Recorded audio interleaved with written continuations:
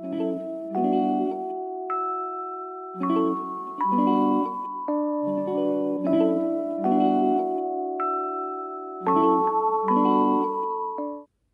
welcome back to I Should Have Raised Dogs, the story of my mother, my father, and America in the 20th century. My name is Keith Christensen, and thanks for watching. We're about to get into a part of my family history that honestly I worry about because I know the least about it. The last big events in my parents' lives were in 1957. They got married, 1959, my brother is born, and then they buy a house and they go out into a town called Copeg, Long Island. But funny enough, it's also Lindenhurst. And this was a standard style Levitt home, and this was where they started to kind of build their family. And by the way that my parents talked about it, especially my mother, this was kind of the salad days for them. This was the period of time where they had a lot of friends around, and then it was never quite the same after that. Except that story was also really inconsistent. I mean, the way that they've described it doesn't actually sound like it was so great. A lot of the people that they've talked about, there was a lot of strange kind of criminal activity. My parents were trying to rent their lower apartment in the house to save money, and I guess they've been doing it reasonably well, but there were a couple of tenants that were problematic. The cops were called a couple of times. There was a case that they got paid all in cash that I heard about by a couple of guys that were just hanging out there for a while, and the only things that I've been able to pick on it a little bit was that they were probably mobbed up and hiding out. It wasn't so weird and unusual that might have happened out there at that time. You've got to remember that in the 40s and 50s, the movie The Godfather took place on Long Island. In a weird way, all of these different parts of that story and that immigration story, my parents were not in the mob. This was one part of all that huge immigration move and people moving out of New York and into other places.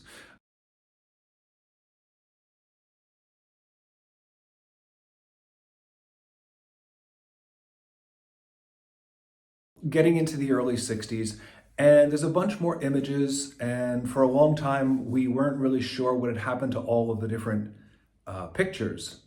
It was a big blank in the family history. There were all these different photos that had come up and all these old pieces of film in various formats, from medium format to slide. And that was just the simple fact is in the 60s, my parents got into slide film and suddenly we had slide pictures all over the place. And I think that they're quite beautiful. They were doing well. My father was starting to, establish himself in the airline, but it was still a little bit early days because he had no ranking at the time when there were time to do layoffs. When layoffs came through for TWA, he was laid off. I've heard multiple stories about this, that there were multiple layoffs, that he might have been on and off again for the better part of 10 years, for 4 years. The numbers were always quite different, and I don't know. My sister, when I spoke to her recently, phrased it a little bit this way, that sometimes when we talk about our family histories, it's really notable what parents wouldn't tell their children. And me as the youngest one, what things were appropriate and were not appropriate, and how my mom felt about her mother, and how, when I would go over to grandma's house, I don't think my mom was going to ever tell me that she was, problematic or depressed or had been in a mental institution or any of the other realities of what I had, kind of uncovered over time. And maybe that on some level is a little bit of what has motivated all of this, is that there were so many parts of my family history that I never had any sense of. And frankly, no one was telling me. And I was starting to ask at a point. I think that when I was deep in my 20s and trying to ask these questions and still getting treated very much like I was the youngest in the family, well, that just was part of the thing that got me interested in the research. And one thing that constantly is coming up for me with all of this is that I think that you can kind of have the same human being in a lot of ways, but people change. So that the mother and father that my oldest brother, who was born 12 years before me in 1959, I was then born in 1971 but 12 years between the first and the last. My mother changed a lot in that time, and my father did too, I think. And so that the memories of what I have, and they're pretty incomplete, are probably different and might even be really different than what my brothers had remembered of their own mother and father, or my sister for that matter, although she was closer to me in age. I think on a level we need to think, well, when and where are we talking about who our parents were? And so the 60s are unknown to me. I'm hoping to really get a lot more information from my brothers and sisters about some of this and some other people, but of course it's also really difficult to talk to friends that were, my mother had friends for 30, 40, 50 years. But of course, in her final years, she'd managed to alienate herself from most of them. So some efforts to contact them have been unproductive.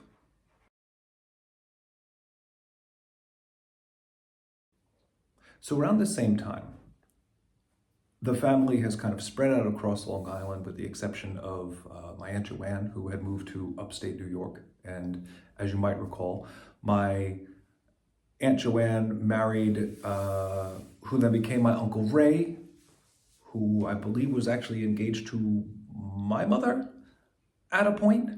And they got married, it would have been 1958, because it was right after Aunt Joanne had turned 18. They got married, and then they moved upstate, and they started a family. That time, there's a letter from my Aunt Joanne that, well, it seems my mom did not go to the wedding, and neither did my father.